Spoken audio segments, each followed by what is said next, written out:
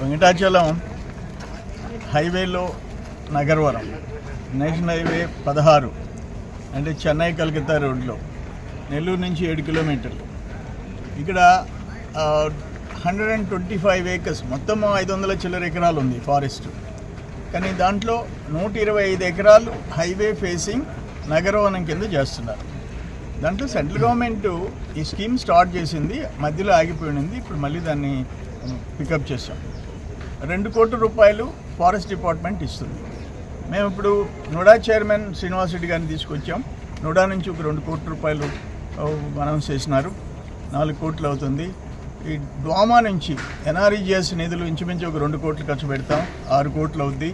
నేను ఇప్పుడు డిఎఫ్ఓ గారికి ఏం చెప్పానంటే ప్రాపర్గా ప్రపోజల్స్ ఇస్తే సిఎస్ఆర్ ఫండ్స్ కూడా ఫస్ట్ ఫేజ్ 1 కోటి, సెకండ్ ఫేజ్ 1 కోటి, 1 ఇయర్లో ఒక 2 కోట్ల రూపాయలు ఇస్తామని చెప్పాము.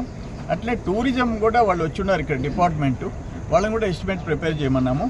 ఒకటి మెగా టూరిజం పార్క్ అంటే సెంట్రల్ గవర్నమెంట్ ఫండింగ్ అంటే వాళ్ళు 8 కోట్లకు తయారు చేశారు. ఒక్కొక్క వుడెన్ కాటేజీ 30 lakhs.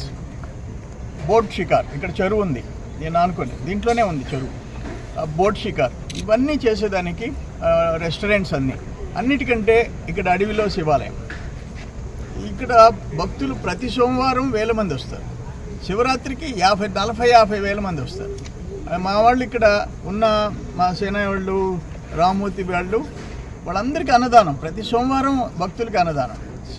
శివరాత్రి రోజు దాదాపు 20,000 మందికి అన్నదానం. ఈ కార్యక్రమాలు చేస్తున్నాం.